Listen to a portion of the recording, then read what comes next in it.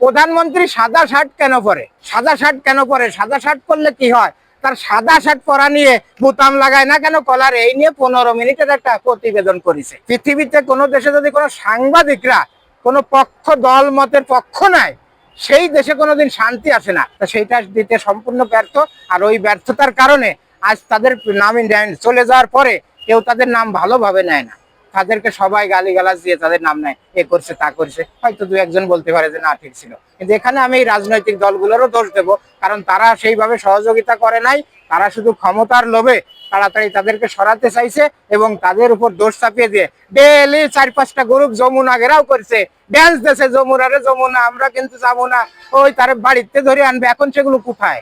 এই লোকগুলো কোথায় এখন? আর দেশের সবচেয়ে বড় সমস্যা যেটা, সাংবাদিক সমাজ।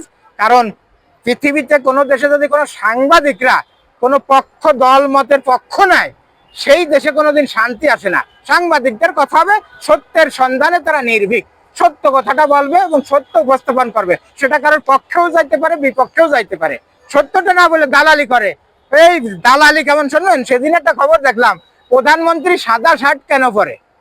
এই সাদা শার্ট বাংলাদেশে আর কেউ পরে না। সাদা শার্ট কেন পরে? সাদা শার্ট পরলে কি হয়? তার সাদা শার্ট পরা নিয়ে বোতাম লাগায় না কেন কলারে, এই নিয়ে 15 মিনিটের একটা প্রতিবেদন করেছে। দেখলাম বেশ কিছু ভিউ হয়েছে। এইরকম দালালি করলি, যাদের আসলে ওই সত্যটা তুলে ধরার কথা, এই সাংবাদিক সমাজ মানে কি, এই সংবাদকর্মী মানে কি, এরা হলো জনগণের মুখপাত্র, জনগণের পক্ষে কথা বলবে, এই হলো সাংবাদিক সমাজ। এই জনগণের মুখপাত্ররা যখন এক এক পক্ষের দালাল হয়ে যায়, এক এক পক্ষের ওই পা চাটে, তখন সেই দেশে কোনোদিন আর সত্য কথাও উদ্ঘাটন হয় না, সেই দেশে কোনোদিন আর ভালোভাবে দেশ চলতে পারে না। আমি চাই এই সংবাদ কর্মীরা, সাংবাদিক সমাজ, এই সোশ্যাল মিডিয়ার যুগে, প্রিন্ট মিডিয়ার যুগে, এই প্রযুক্তির যুগে খালি সাংবাদিকরা একটু ঠিকঠাক, এরাই দেশের প্রধানমন্ত্রী। অন্য কেউ প্রধানমন্ত্রী, মন্ত্রী, এমপি কিছুই না। এদের হলো এত ক্ষমতা, এরা খালি সত্য নির্ভীক হয়ে সত্য প্রচার করুক, সত্যের সন্ধানে থাকুক, অন্যায়কে অন্যায় বলুক, ন্যায়কে ন্যায় বলুক, সাদাকে সাদা বলুক, কালোকে কালো বলুক, তাহলেই এদের সুন্দর হয়ে যাবে, ভালো হয়ে যাবে। আমার আর কিচ্ছু লাগবে না।